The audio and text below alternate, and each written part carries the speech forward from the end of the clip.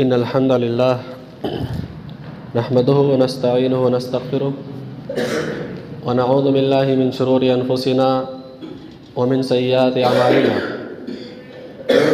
من يهده الله فلا مضل له ومن يضلل فلا هادي له وأشهد أن لا إله إلا الله وحده لا شريك له وأشهد أن محمدا عبده ورسوله يا أيها الذين آمنوا اتقوا الله حق تقاته ولا تموتن إلا وأنتم مسلمون يا أيها الناس اتقوا ربكم الذي خلقكم من نفس واحدة وخلق منها زوجها وبث منهما رجالا كثيرا ونساء واتقوا الله الذي تساءلون به والأرحام إن الله كان عليكم رقيبا يا أيها الذين آمنوا اتقوا الله وقولوا قولا سديدا يصلح لكم أعمالكم ويغفر لكم ذنوبكم ومن يطع الله ورسوله فقد فاز فوزا عظيما أما بعد فإن خير الحديث كتاب الله وخير الهدي هدي محمد صلى الله عليه وسلم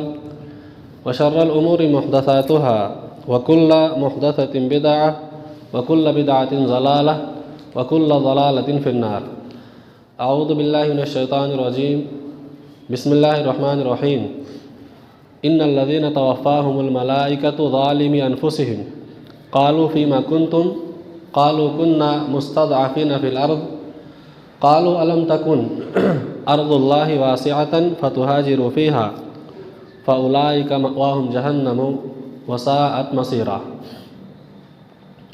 حمد و صلاۃ کے بعد قرآن مجید میں سے 5ویں پارے میں سے میں نے ایک آیت آپ کے سامنے پڑھی ہے۔ اللہ تبارک و تعالیٰ نے اس آیت کریمہ میں ان لوگوں کو خطاب کرتے ہوئے جنہوں نے مکۃ المکرمہ سے مدینہ کی جانب ہجرت نہیں کی تھی، جب رسول اکرم صلی اللہ علیہ وسلم نے مکہ سے مدینہ ہجرت فرمائی اور مدینہ میں اسلامی ریاست بنی اور اسلامی احکامات پر عمل کرنے کا پورا موقع وہاں لوگوں کو میسر آیا، تو اللہ تعالیٰ نے ان لوگوں کو جنہوں نے ہجرت کر کے اپنے آپ کو اپنے دیار کو مدینہ نہیں بنایا بلکہ اپنے آبائی دیار میں ٹھہرے رہے، اللہ تعالیٰ نے ایسے مسلمانوں کو جن کا ایمان کمزور تھا یا بعض ایسے لوگ جو مرتد ہو گئے تھے، اللہ تعالیٰ نے خطاب کرتے ہوئے فرمایا کہ ان الذین توفاہم الملائکۃ ظالمی انفسہم، کہ جنہوں نے اپنے اوپر ظلم کیا ہے، جب فرشتے ان کی روح کو قبض کرتے ہیں، ان کی جانوں کو نکالتے ہیں، تو کہتے ہیں قالوا فیما کنتم، کہ تم لوگ دیار کفر میں کیوں پڑے رہے، تم لوگوں نے اللہ تعالیٰ کے راستے میں دیار اسلام میں ہجرت کیوں نہیں کی؟ تو کہتے ہیں کہ علم جو وہاں کے لوگ ہیں وہ کہتے ہیں کہ کننا مستضعفین فی الارض، ہم لوگ وہاں مستضعفین تھے، کمزور تھے، ہمارے پاس ہجرت کرنے کے لیے اتنے اسباب اور ذرائع نہیں تھے۔ تو اللہ تعالیٰ کہتا ہے کہ قالوا الم تکن ارض اللہ واسعۃ فتہاجروا فیہا، اللہ تعالیٰ ان سے کہتا ہے کہ فرشتوں ان سے کہتے ہیں کہ الم تکن ارض اللہ واسعہ، کیا اللہ تعالیٰ کی زمین کو تم نے وسیع نہیں پایا، فتہاجروا فیہا، کہ تم اس کی جانب ہجرت کرتے، فاولئک مأواہم جہنم، یہی لوگ ہیں جو جہنمی ہیں، وساءت مصیرا، اور یہ لوٹنے کی بہت بری جگہ ہے۔ قرآن مجید کی اس آیت میں اللہ تعالیٰ نے مدینہ کی جانب ہجرت نہ کرنے والے مسلمانوں کو بلکہ ان لوگوں کو جو انتہائی کمزور تھے ان کے ایمان کو غیر مقبول قرار دیا، اور یہ کہا کہ جن لوگوں نے جان بوجھ کر کے استطاعت رہنے کے باوجود، طاقت رہنے کے باوجود دیار اسلام میں ہجرت نہیں کی، تو ایسے لوگوں کا ٹھکانہ جہنم ہے اور ایسے لوگوں کا انجام کافروں کے ساتھ ہوگا۔ اس کے بعد انہی لوگوں میں سے چند لوگوں کا استثناء کیا، کیا فرمایا کہ الا المستضعفین من الرجال والنساء والولدان، کہ سوائے ان لوگوں کے جو کمزور ہیں، مستضعفین ہیں، مستضعفین معنی کمزور، جیسے عورتیں ہیں، بچے ہیں، اور وہ لوگ جو بوڑھے ہیں یا کمزور ہیں، لنگڑے لولے ہیں، بیمار ہیں، وہ چل پھر نہیں سکتے، ان کے پاس میں لا یستطیعون حیلۃ ولا یہتدون سبیلا، کوئی ہیلا نہیں ہے کہ وہ ہجرت کرے، ان کے پاس رہنمائی کے لیے کوئی سبب نہیں ہے، تو اللہ تعالیٰ نے فرمایا کہ فَأُولَٰئِکَ عَسَى اللَّهُ أَن يَعْفُوَ عَنْهُمْ، کہ یہ وہ لوگ ہیں کہ عنقریب اللہ تبارک و تعالیٰ ان کے ساتھ عفو کا اور درگزر کا معاملہ فرمائے گا، اور اللہ تعالیٰ گناہوں کو معاف کرنے والا، رحم کرنے والا ہے۔ قرآن کی اس دوسری آیت میں جو میں نے پڑھی ہے، اس میں اللہ تعالیٰ نے چند مسلمانوں کو جو کمزور تھے، معذور تھے، عورتیں اور بچے جو مکہ سے مدینہ کی جانب نہیں جا سکتے تھے اپنا گھر بار کاروبار چھوڑ کر کے، اللہ نے ان چند لوگوں کو معذور قرار دیا، اور جو لوگ جن کے پاس طاقت تھی، جن کے پاس قوت تھی، ہجرت کر سکتے تھے لیکن اللہ تعالیٰ کے راستے میں ہجرت نہیں کی، مال کی محبت، وطن کی محبت، گھر بار کی محبت نے ان کو گھیر لیا، تو اللہ نے فرمایا کہ مسلمان ہونے کے باوجود ان کا ایمان مقبول نہیں ہے، یہ جہنمی لوگوں میں سے ہوں گے، ان کا انجام کافروں کے ساتھ ہوگا۔ اب ان دونوں آیتوں پر آپ غور کیجئے تو یہ معلوم ہوتا ہے کہ اگر دنیا میں کسی جگہ اسلامی حکومت قائم ہو، مسلمانوں کا ایک امیر ہو، مسلمانوں کا ایک خلیفہ ہو، اسلامی نظام وہاں قائم ہو، اور کوئی دوسرا مسلمان اس وطن کو، اس جگہ کو چھوڑ کر کسی اور ملک میں، کسی اور شہر میں، علاقے میں جا بستا ہے، تو معلوم یہ ہوتا ہے اس آیت سے کہ اس کا ایمان معتبر نہیں ہوگا، اس پر واجب ہے کہ وہ ہجرت کرے اور اسلامی مملکت میں جا کے رہے اور اسلام کے نظام کو فالو کرے، اس کو قبول کرے، لیکن ظاہر سی بات ہے کہ پوری دنیا میں ایسا کہیں نہیں ہے۔ تو اب پوری دنیا میں جب ایسا نہیں ہے تو ہمارے اپنے ملک میں، بر صغیر میں، بطور خاص ہندوستان کے اندر مسلمان مستضعفین کی حیثیت سے ہیں، اور مسلمانوں کا استثناء ہے، اور یہ اللہ تعالیٰ کی اس بشارت کے مستحق ہے جو اللہ تعالیٰ نے اس آیت میں فرمائی کہ فَأُولَٰئِکَ عَسَى اللَّهُ أَن يَعْفُوَ عَنْهُمْ، کہ اللہ تعالیٰ ان کے ساتھ درگزر کا معاملہ کرے گا، ان کے ساتھ بخشش کا، عفو کا معاملہ فرمائے گا۔ تو مسلمان اللہ تعالیٰ کی اس بشارت کے مستحق ہے ہندوستان میں، اس لیے کہ یہاں اسلامی مملکت نہیں ہے، اسلامی حکومت نہیں ہے، اسلامی نظام قائم نہیں ہے، تو اللہ تعالیٰ نے مسلمانوں کو یہاں مستضعفین قرار دیا۔ اب یہاں دو باتیں ہیں، ایک تو یہ کہ مسلمان جب ہندوستان میں مستضعفین کی حیثیت سے ہے تو ان کو کس طرح رہنا چاہیے، ان کی کیا ذمہ داری بنتی ہے۔ کچھ لوگ ہمارے سماج میں، ہمارے معاشرے میں کھڑے ہو جاتے ہیں جو ایسی جذباتی قسم کی باتیں کرتے ہیں جو ان کی عدم سنجیدگی پر دلالت کرتی ہے، اور قرآن کی کچھ آیتوں کو لے کر، جیسے قتال اور غزوات کی آیتوں کو لے کر مسلمانوں کو جذبات کو ابھارنے کی یا بھڑکانے کی کوشش کرتے ہیں کہ تم ایسے اقلیت کے ماحول میں جہاں مسلمانوں کا اپنا کوئی پاور نہیں ہے، مسلمانوں کی اپنی کوئی طاقت نہیں ہے، مسلمانوں کا اپنا کوئی اسٹینڈ نہیں ہے، کوئی اسٹینڈر نہیں ہے، ایسے ماحول میں وہ اس طرح کی جذباتی باتیں کر کے چند لوگوں کو بہکانے کی کوشش کرتے ہیں، اور نتیجہ یہ نکلتا ہے کہ وہ سینکڑوں نہیں بلکہ ہزاروں مسلمانوں کے جیلوں کے سلاخوں کے پیچھے جانے کا سبب و ذریعہ بن جاتے ہیں۔ تو اس لیے اس چیز کو سمجھنا ضروری ہے۔ تو ایک چیز یہ ہے، ایک پہلو اس کا یہ ہے جس پر ہم آج گفتگو کریں گے، اس کا ایک پہلو یہ ہے اس آیت کا کہ کوئی بھی مسلمان اپنا گھر بنانے میں آزاد نہیں ہے، کہ کوئی فورن چلا جائے، کوئی کہیں چلا جائے کہ وہاں بہت ماحول اسٹینڈر ہے، وہاں پوش ایریا، بہت پوش علاقہ ہے، میں وہاں بنگلہ بنا لوں، گھر بنا لوں، کاروبار بنا لوں، وہیں رہوں گا۔ نہیں، مسلمان اپنا گھر بنانے میں قطعاً آزاد نہیں ہے، وہ اس کو چاہیے کہ وہ ایسے دیار میں رہے، ایسی جگہ پر رہے جہاں مسجد ہو، جہاں مدرسہ ہو، اس کے بچوں کی تعلیم کا انتظام ہو، اس کے بچے عقیدہ سیکھ سکیں، اور اسلامی تعلیمات پر وہ مستضعفین کی حیثیت سے ہی عمل کرے، لیکن وہ اسلامی تعلیمات پر آزادی کے ساتھ عمل کرے تو وہ مستضعفین میں سے ہے، اللہ تعالیٰ ان کے ساتھ بخشش کا معاملہ کرے گا۔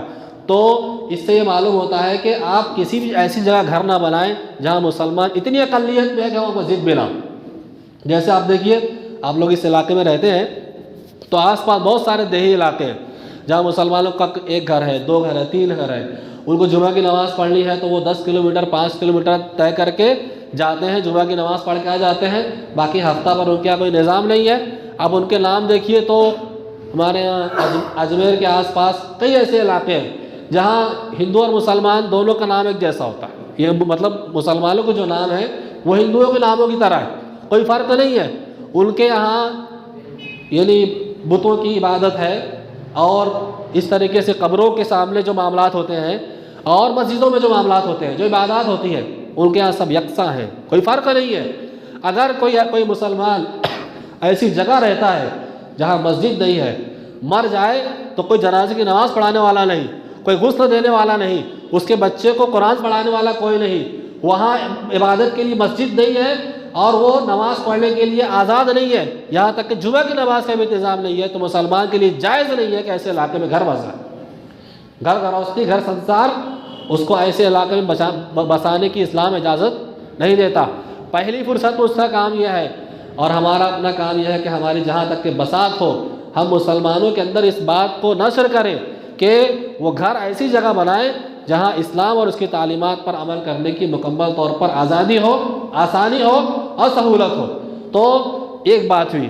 اب اس کا دوسرا پہلو یہ ہے کہ ہندوستان میں جو مسلمان ہیں وہ مستضعفین کی حیثیت سے ہیں، تو اب ایک طبقہ کھڑا ہوتا ہے، مسلمانوں میں سے کچھ لوگ مرویت کا طعنہ دیتے ہیں، کچھ لوگ کچھ اور باتیں کرتے ہیں۔ تو ایسے ماحول میں یہ سمجھنا ہے کہ ہم سے اللہ تعالیٰ کس بارے میں اور کتنا سوال کرے گا اللہ تعالیٰ۔ اللہ نے فرمایا کہ فاتقوا اللہ ما استطعتم، تم اللہ سے ڈرو اپنی طاقت کے مطابق، اپنی استطاعت کے مطابق۔ تو ہم ہندوستان میں رہے ہیں تو مستضعفین ہیں، ہمارے پاس میں کوئی طاقت نہیں ہے، مسلمانوں کی کوئی سیاسی قوت نہیں ہے، کوئی ان کا اپنا دینی پاور نہیں ہے، تو ایسے سلسلے میں اللہ تعالیٰ ایک مسلمان سے صرف اتنا سوال کرے گا جتنی اس کی استطاعت ہے، جتنی اس کی طاقت ہے۔ آپ کے پاس نماز پڑھنے کی طاقت ہے، صحیح عقیدہ اختیار کرنے کی طاقت ہے، شرک کا رد کرنے کی طاقت ہے، دعوت و تبلیغ کرنے کی طاقت ہے، اور اسلامی تعلیمات پر عمل کر کے پھیلانے کی طاقت ہے، جتنی بھی اس طرح کی استطاعتیں ہیں، اللہ تعالیٰ آپ سے اس کے بارے میں سوال کرے گا۔ یہ سوال نہیں ہوگا کہ آپ نے اسلامی حکومت قائم کی کہ نہیں قائم کی، اس کے لیے کتنی کوششیں کی، اسلامی مالی نظام قائم کیا کہ نہیں کیا، اسلامی سیاسی نظام قائم کیا کہ نہیں کیا، اور اسلامی تعلیمی نظام قائم کیا کہ نہیں کیا، اس کے لیے کیا کوششیں کی۔ اللہ تعالیٰ آپ سے یہ سوال نہیں کرے گا۔ کیوں؟ فاتقوا اللہ ما استطعتم، تم میں سے ہر آدمی اتنا ہی تقوی اختیار کرے، اتنا ڈرے جس کی اتنی طاقت ہے، اور اللہ تعالیٰ اس سے اتنا ہی سوال کرے۔ تو یہ سب سے پہلی بات کہ ہم اپنی استطاعت کے مطابق اللہ تعالیٰ کے ہاں مسئول ہیں، اتنا ہم سے سوال کیا جائے گا۔ ابھی آپ دیکھیے کہ بابری مسجد کا قضیہ چل رہا ہے، ابھی اتراکھنڈ کے اندر یکساں سول کوڈ کا نفاذ ہو گیا۔ ہمارے گیان واپی مسجد کا معاملہ دیکھیے آپ، اس کا تہہ خانہ چلا گیا، مطلب پوری مسجد ہمارے ہاتھ سے جا چکی ہے۔ ایسے ہی یو پی کے متھرا علاقے میں شاہی عیدگاہ مسجد ہے، اس کا مقدمہ چل رہا ہے۔ آپ کے یہاں جلگاؤں میں ایرنڈول کی جو جامع مسجد ہے اس کا مقدمہ بھی زیر غور ہے۔ ایسے بہت سارے معاملات چل رہے ہیں، لیکن آپ غور کیجئے کہ اتنے سارے معاملات ہونے کے باوجود کیا مسلمان اپنی ذمہ داری کو سمجھ رہے ہیں؟ ہم یہ عنوان تو رکھ سکتے ہیں کہ حالت حاضرہ ہماری ذمہ داریاں، لیکن کوئی معنوی فرق جو مسلمانوں کے درمیان نظر آنا چاہیے، تھوڑا بھی نظر آیا کیا؟ 22 جنوری کو بابری مسجد کا قضیہ ہمارے ہاتھ سے چلا گیا ہمیشہ کے لیے، اب جب اللہ چاہے گا جب پلٹے گا معاملہ، لیکن کیا اس تاریخ کے دن جب سرکاری اعتبار سے تعطیل تھی، رخصت تھی کہ سب لوگ چھٹی منائیں گے، ہماری بھی چھٹی تھی اس دن، کوئی معنی فرق دکھا آپ کو؟ فجر کی نماز میں 5-10 سے زیادہ دکھے آپ کو؟ کچھ لوگ سر جوڑ کر بیٹھے کہ ہماری مسجد ہے، ہمارا مدرسہ ہے، ہمارا تعلیمی نظام ہے، وہ کیسا ہے؟ ابھی نئی تعلیمی پالیسی بنی ہے اور اس کا نفاذ ہونے والا ہے، اس میں یہ بیان کیا جا رہا ہے کہ ہر شخص کی زبان پر وہی کلمات شرکیہ اور کفریہ ہوں گے۔ کوئی فرق ہے معنوی ہمارے یہاں؟ سوچیے آپ، ایک آدمی صبح اٹھ رہا ہے، اس کو اتنی فکر ہے کہ اس کو اپنا پیٹ پالنے کے لیے ذریعہ معاش اختیار کرنا ہے، اور اس کے بعد شام کو آتا ہے، کچھ پیسے کمایا، گھر والوں کو دے دیا، سو گیا، صبح ہو گئی۔ 24 گھنٹے کی یہی روٹین ہے۔ کچھ لوگ ہیں مغرب پڑھ لیتے ہیں، کچھ ہمارے یہاں جمعہ میں حاضری دے لیتے ہیں۔ یہ ہماری معنوی حالت ہے، یہ ہماری دینی حالت ہے، اقتصادی حالت، تعلیمی حالت اور سیاسی حالت، مسلمانوں کا ملی معاملہ، ہم اس پر کیا بات کریں گے؟ جو چیز ہماری طاقت کے اندر ہے، جو چیز ہماری استطاعت کے اندر ہے، ہم وہ نہیں کرنا چاہتے ہیں، بڑی بڑی باتیں کیا کریں گے؟ تو سب سے پہلی ذمہ داری آپ کی یہ بنتی ہے کہ آپ کا اپنا سب سے جو بڑی طاقت ہے آپ کا دین، آپ اس کے مطابق کتنا عمل کرتے ہیں۔ اس پر انشاءاللہ کچھ باتیں میں آگے ذکر کروں گا۔ اس کے بعد ہندوستان میں اگر مستضعفین ہے آپ، تو مستضعفین ہونے کی حیثیت سے سب سے پہلی ذمہ داری آپ کا اپنا ذاتی اور ملی تحفظ ہے۔ شخصی تحفظ کریں آپ کہ آپ کی جان، آپ کا مال، آپ کی عزت، آپ کی آبرو، آپ کا گھر، آپ کی عورتیں، آپ کے بچے کیسے محفوظ رہیں گے۔ یہ پہلی ذمہ داری ہے آپ کے دین کے بعد کہ ملک میں آپ اپنے گھر کو، اپنے دیار کو اور اپنے اہل خانہ کو کس طرح تحفظ دے سکتے ہیں۔ اس کے بعد اس تحفظ کا ایک حصہ ملی تحفظ بھی ہے کہ ہمارے یہاں بہت سارے مسالک پائے جاتے ہیں، ہر مسلک کے ماننے والے کی اپنی اپنی ایک اڑان ہے، اپنا ایک طریقہ ہے، وہ اس کو اختیار کرتا ہے، لیکن ملی تحفظ جو ہے کہ سب لوگ مل جل کر کے مسلمانوں کے اجتماعی تحفظ کی بات کریں، تمام مسالک کے لوگ ایک پلیٹ فارم پر اکٹھا ہوں ملی تحفظ کے لیے، یہ چیز آپ کے لیے بہت ضروری ہے۔ اس کے ذریعے سے شرعی تحفظات بھی حاصل ہوں گے۔ ابھی آپ دیکھیے کہ کچھ دنوں میں پہلے مسلم پرسنل لاء بورڈ میں یہاں ہندوستان کے اندر یہ جو 3 طلاق کا معاملہ اٹھا تھا اور اس پر اعتراض کیا گیا، حلالے پر اعتراض کیا گیا، تو مسلم پرسنل لاء کی جانب سے کوئی خاطر خواہ اقدام نہیں کیا گیا۔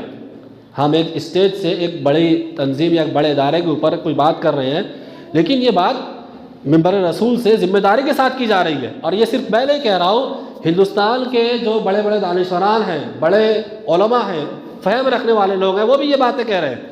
اور خود دہلی کے شاہی مسجد کا امام کا بیان اس سلسلے میں سوشل میڈیا پہ موجود آپ دیکھ سکتے ہیں کہ جب ان لوگوں نے اعتراض کیا کہ 3 طلاق کا یہ معاملہ یہ درست اور غیر صحیح نہیں ہے، درست تو نہیں ہے، تو مسلم پرسنل لاء کی جانب سے یہ ہونا چاہیے تھا کہ ہمارے یہاں ایک اہل حدیث تنظیم بھی ہے جو 3 طلاق کو 1 طلاق مانتی ہے، اور ان کا یہ کہنا ہے کہ طلاق حالت طہر میں قرآن و حدیث کے مطابق 1 مرتبہ ہی دی جائے، 1 مرتبہ طلاق بائن ہو جائے تو بیوی اپنے شوہر کے نکاح سے ختم ہو جاتی ہے، اس کا معاملہ ختم ہو جاتا ہے، وہ نیا نکاح کر سکتی ہے عدت کے بعد میں۔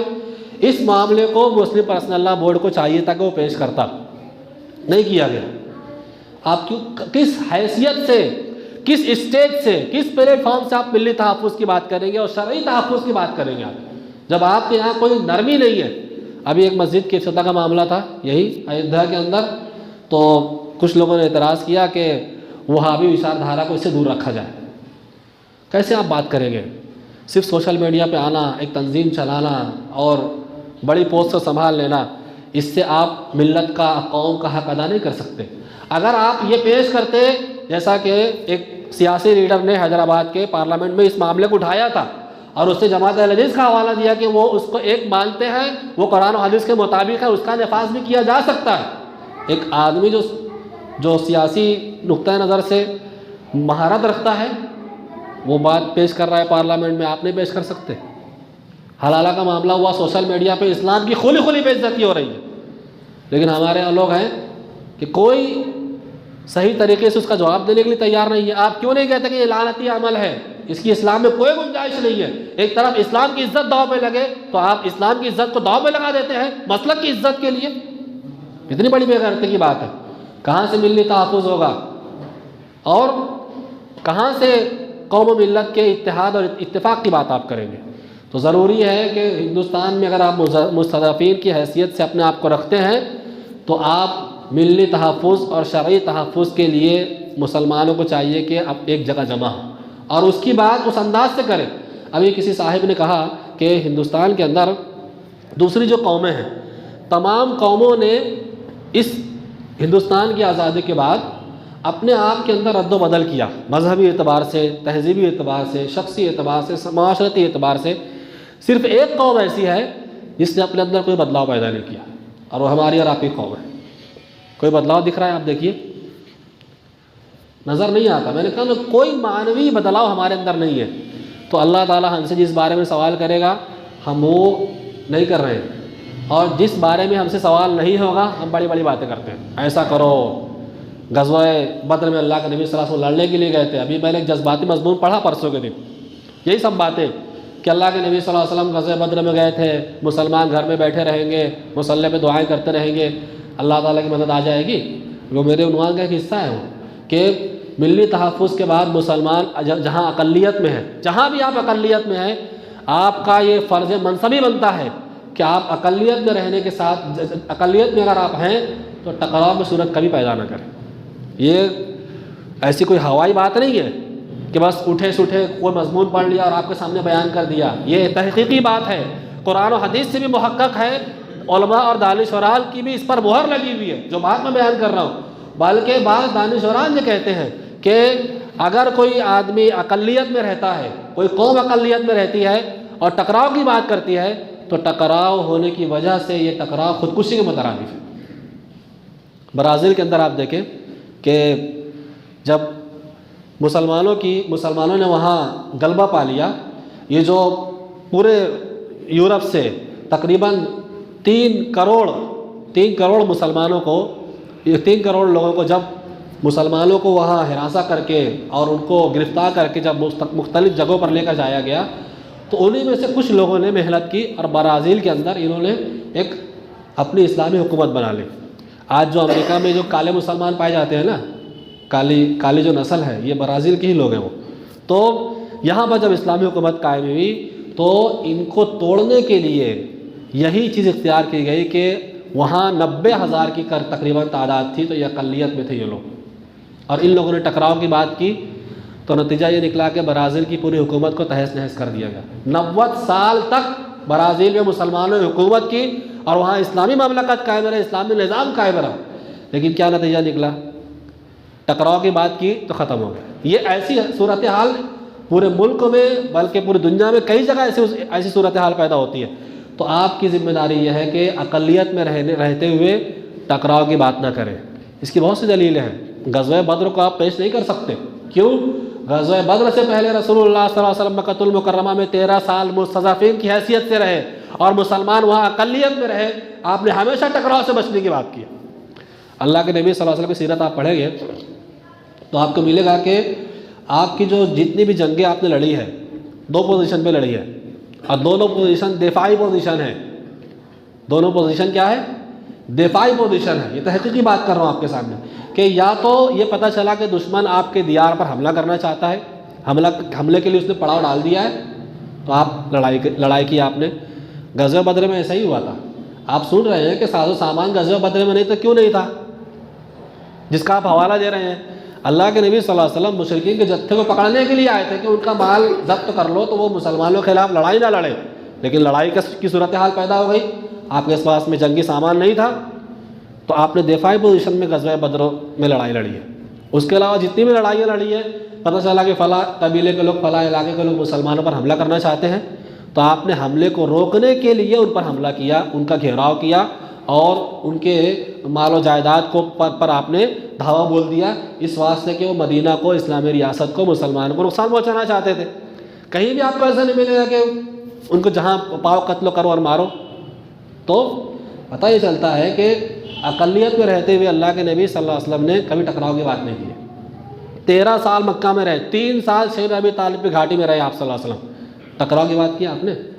بلکہ وہاں سے جب آپ مدینہ گئے اور وہاں اسلامی ریاست بن گئی اور آپ جب عمرہ کے لیے نکلے اور عمرہ کے لیے روک دیا گیا، آپ کو تو ایک مسجد سے روکا گیا نا، وہاں تو مسجد حرام سے روک دیا گیا۔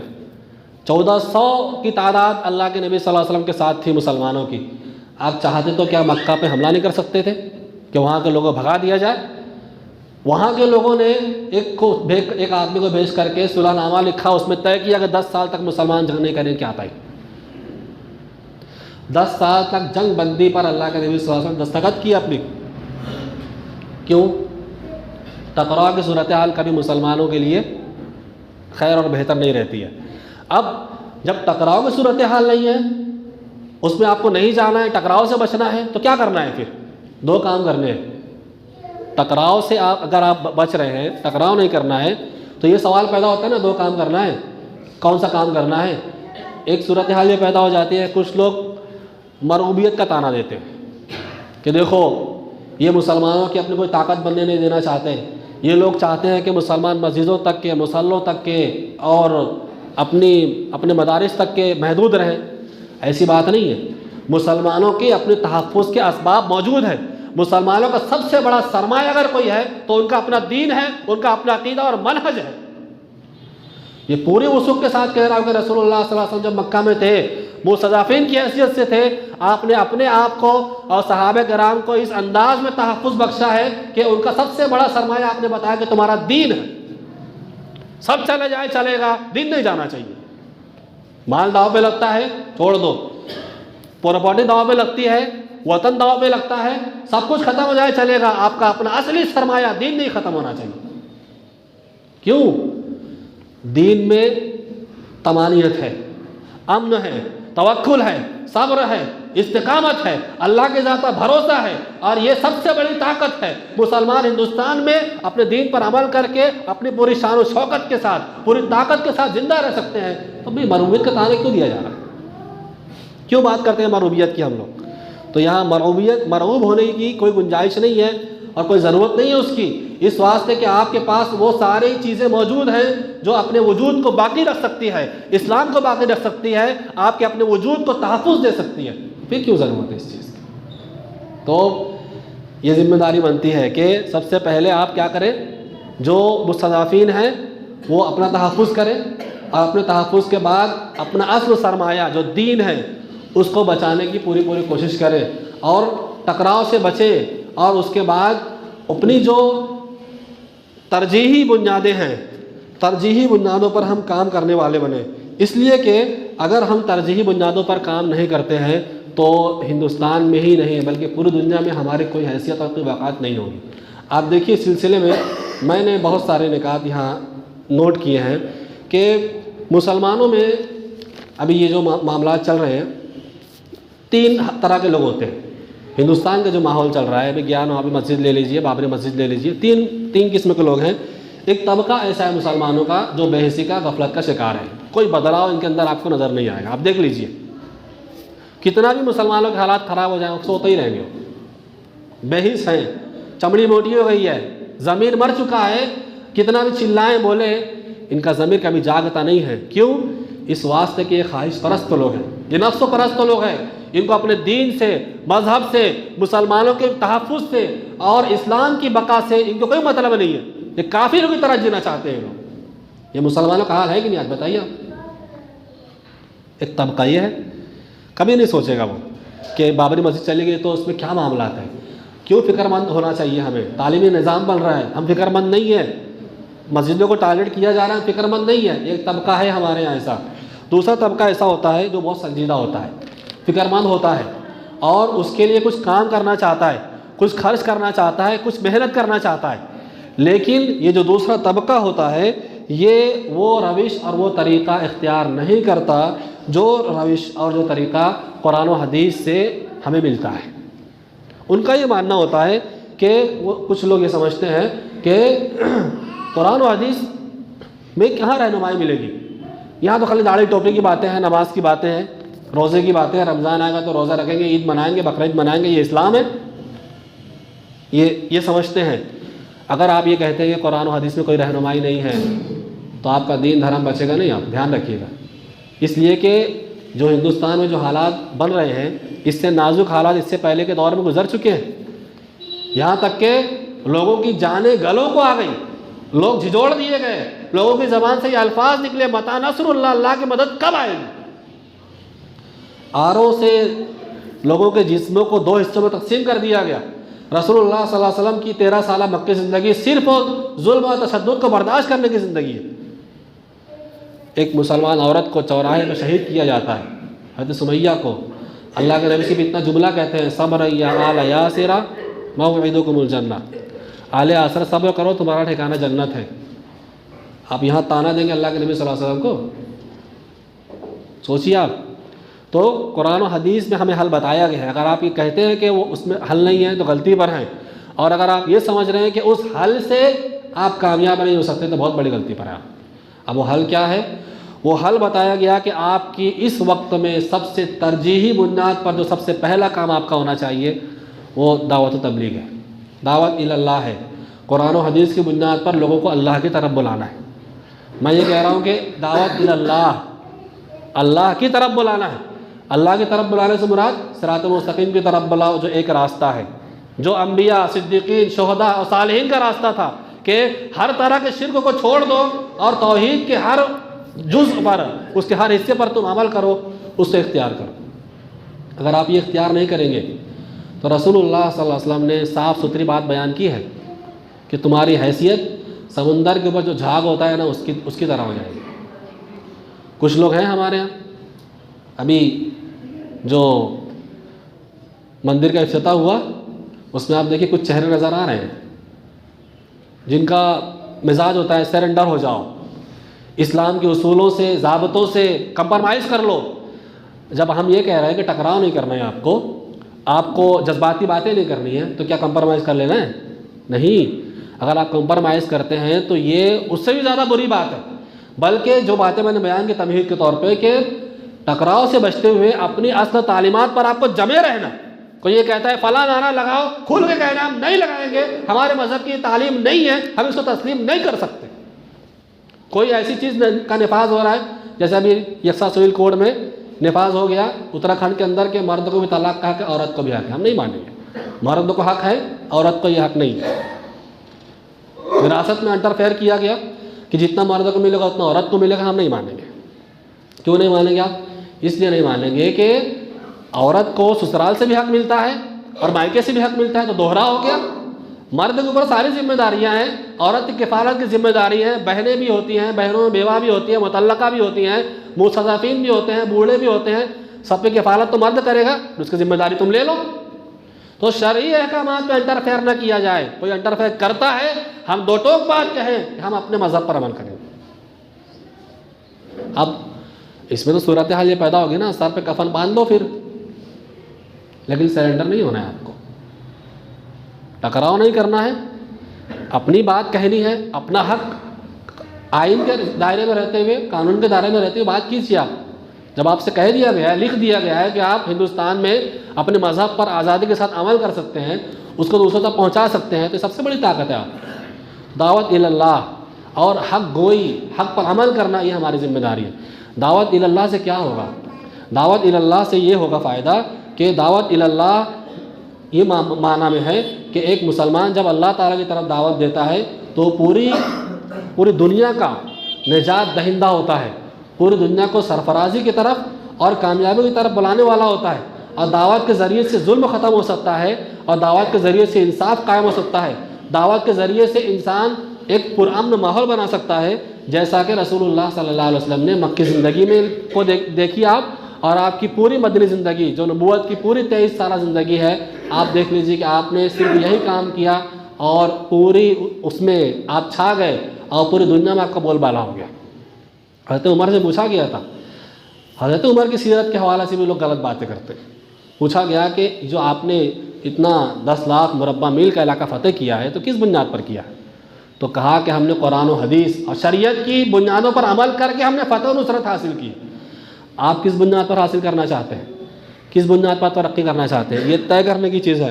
اس کے بعد مسلمان کو چاہیے کہ اپنا دین اپنا سرمایہ سمجھ کر اس کو مضبوط کرے۔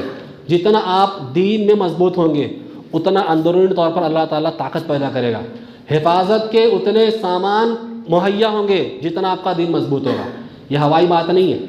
میں ایک مثال دے رہا ہوں، میرے ایک دوست ہیں، جب نوٹ بندی ہوئی تھی، جب پہلی مرتبہ 1000 اور 500 کے نوٹ سب بند ہوئے تھے، رات کو 12 بجے اچانک اعلان ہوا۔ کسی کا ذاتی واقعہ دلیل نہیں ہوتا ہے، لیکن سمجھنے کے لیے جو قرآن و حدیث میں جس سے گنجائش موجود ہے، انہوں نے مجھے بتایا کہ ان کا گھر بنانے کا ارادہ تھا، گھر بولے تو بڑا بنگلہ۔ اب ان کے پاس اچھی خاصی رقم تھی۔ انہوں نے کیا کیا کہ عام طور پہ ایسا کرتا نہیں ہے کوئی، کہ جتنے بیوپاری تھے لوہے کے، سیمنٹ کے، ریتی کے، سب بیوپاریوں کو اس نے ڈپازٹ کر دیا کہ اتنا مال مجھ کو لگے گا، اس کا پیسہ لے لو آپ۔ ڈپازٹ کرنے کے بعد میں 1 مہینہ معاملہ ایسے ہی چلا، راتوں برات اچانک نوٹ بندی کا اعلان ہو گیا۔ انہوں نے اس کو بتایا کہ دیکھیے اللہ تعالیٰ کی مدد ہے یہ، کہ میرے پاس اتنی بڑی رقم تھی کہ اگر آج وہ رقم میرے پاس موجود ہوتی میرے اکاؤنٹ میں تو اس کو تبدیل کرانا میرے لیے ممکن نہیں تھا۔ پھر انہوں نے بتایا کہ مجھے ایسا محسوس ہوتا ہے کہ اس کی وجہ یہ ہے کہ جب بھی سال مکمل ہوتا ہے تو میرے مال میں جتنی زکوٰۃ ہوتی ہے میں سال مکمل ہونے سے کچھ دن پہلے اپنے مال سے زکوٰۃ کا مال الگ کر دیتا ہوں اور اس کو تقسیم کرنا شروع کر دیتا ہوں۔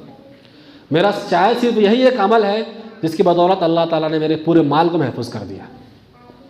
جتنا دین پر عمل کریں گے اتنا تحفظ ملے گا آپ کو۔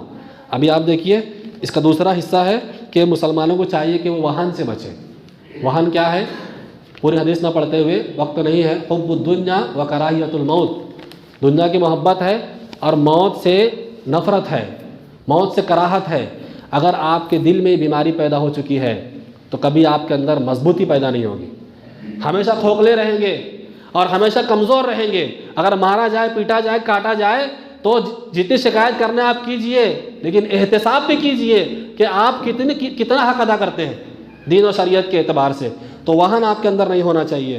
اس کے بعد آپ کو چاہیے کہ آپ اسلام میں پورے کے پورے داخل ہو جائیں۔ یا ایھا الذین آمنوا ادخلوا فی السلم کافہ، اے لوگوں جو ایمان لائے اسلام میں پورے کے پورے داخل ہو جاؤ۔ کیا مطلب اس آیت کا؟ آپ نماز پڑھ رہے ہیں، پڑوسی کا حق ادا نہیں کر رہے ہیں، اس کو تکلیف دے رہے ہیں۔ نماز پڑھ رہے ہیں، حج عمرہ کر رہے ہیں آپ، اور کسی کا پیسہ مار رکھا ہے، وراثت میں بہن کا حق نہیں دے رہے ہیں، بھائی کو تکلیف دے رہے ہیں۔ ایک گھر میں کئی لوگ رہتے ہیں، اجتماعی فیملی ہے، بھائی ہیں، بہنیں ہیں، بھائی کی بیویاں ہیں، ان کے بچے ہیں، ہم آپس میں ہمارے کسی سے جمتی نہیں ہے۔ ایک عورت دوسری عورت کو برداشت نہیں کر سکتی، نہ دیورانی جیٹھانی کو کرے گی، نہ وہ نند تو کرے گی، نہ ساس بہو کو کرے گی۔ کہاں سے اسلام کا نفاذ کریں گے آپ؟ ہے ہمارے گھر میں اسلام ہے بتائیے؟ جو اتحاد کی قوت ہمارے اپنے گھر میں نہیں ہے، ہم پورے ملک میں اس کے نفاذ کی بات کر رہے ہیں۔ تو ادخلوا فی السلم کافہ، پورے کے پورے اسلام میں داخل ہو جاؤ۔ اور یہ دھیان سے سن لیجئے، اگر آپ کے پاس فرائض کا اہتمام نہیں ہے تو آپ کے دین کی کوئی معنویت نہیں ہے۔ آپ ٹوپی لگا کے جمعہ کے دن مسلمان اجتماعیت کا عیدین کی نماز میں کتنا مظاہرہ کر لیں، لیکن اگر آپ کے پاس فرائض کا اہتمام روز مرہ کی زندگی میں نہیں ہے تو آپ کے دین کی کوئی حیثیت نہیں ہے، آپ کے اسلام کی کوئی حیثیت نہیں ہے، آپ کی شخصی کوئی حیثیت نہیں ہے، آپ کی اجتماعی کوئی حیثیت نہیں ہے، آپ کی ملی کوئی حیثیت نہیں ہے۔ حیثیت پیدا کرنا ہوگا تو فرائض سے بیدار ہو جائیے۔ اور وقت نہیں ہے، زندگی آپ کی آنکھ بند ہوگی، قیامت قائم ہو جائے گی۔ اس میں ایک بہت بڑا حصہ ہے اللہ کے رسول صلی اللہ علیہ وسلم کی سیرت کا، اور سیرت کی بنیاد پر اپنے بچوں کی صحیح تربیت کا۔ صحیح تربیت کہاں سے ہوگی بچوں کی؟ اس مسجد سے ہوگی۔ ایک عالم کو آپ 10-15 ہزار تنخواہ دیتے ہیں، وہ مسجد بھی سنبھالے گا، نماز بھی پڑھائے گا، درس بھی دے گا، بچوں کو بھی پڑھائے گا۔ بچوں کو پڑھانے کے لیے الگ سے ایک نظام ہونا چاہیے، اس کے لیے الگ سے ایک بجٹ ہونا چاہیے۔ ہر آدمی اپنے بچوں کی تربیت اور تعلیم کے لیے مسجد میں جس عالم کو رکھا جاتا ہے اس پر خرچ کرنے کے لیے کم سے کم ہفتے کا 50 روپے تو نکالے، 100 روپے تو نکالے۔ جو صاحب حیثیت ہے وہ کم سے کم مہینے کا 1500 تو خرچہ کرے۔ کروڑوں خرچہ کرنا چاہیے عقیدہ سکھانے کے لیے، سیرت سکھانے کے لیے۔ ہمارا سیرت گوئی ہوتی ہے۔ ابھی میں نے کہا کہ سیرت پر کچھ ہونا چاہیے، تو ابھی پروگرام بن جائے گا کہ چلو اللہ کے نبی صلی اللہ علیہ وسلم کی سیرت کا کوئی پروگرام رکھ لیتے ہیں، اور پروگرام ایسا ہوگا کہ باہر سے کوئی عالم آئے گا اور تقریر کرے گا، چلا جائے گا۔ یہ سیرت گوئی ہے میرے بھائیوں، سیرت سازی ہونا چاہیے۔ سیرت ایسے پڑھیں جیسے ہم اسکول میں مدرسے میں بچوں کو کوئی سلیبس پڑھایا جاتا ہے، ایک استاد ہوتا ہے، کتاب ہوتی ہے، اس سے مسائل سکھائے جاتے ہیں۔ سیرت کو اس انداز میں پڑھیں گے تو ہمارے بچوں کے اندر، قوم و ملت کے اندر سیرت کے کچھ اثرات نظر آئیں گے۔ سیرت اتنی پڑھاؤ کہ کوئی بھی غیر مسلم ہو وہ مسلمان کو دیکھ کے سمجھ جائے کہ جب اس کی سیرت اتنی اچھی ہے، اس کا اخلاق اتنا اچھا ہے، تو اس کے نبی کے بارے میں ہم برا کیوں بولیں، اس کے اسلام کے بارے میں برا کیوں بولیں۔ لیکن آپ دیکھتے ہیں کہ صاف صفائی میں، لین دین میں، تجارت میں، کاروبار میں ہم دوسروں کی مثالیں دے سکتے ہیں، مسلمانوں کا نام آتا ہے تو ہمیں شرمندگی ہوتی ہے۔ اللہ رب العزت سے دعا ہے کہ وہ ہمیں اپنے اصل سرمایے کے تحفظ کی توفیق دے، اور ہمیں اللہ تعالیٰ نیک عملوں کی توفیق عطا فرمائے، توحید پر زندہ رکھے اور ہمیں اسی پر موت نصیب فرمائے۔ آمین۔ وآخر دعوانا الحمدللہ رب العالمین۔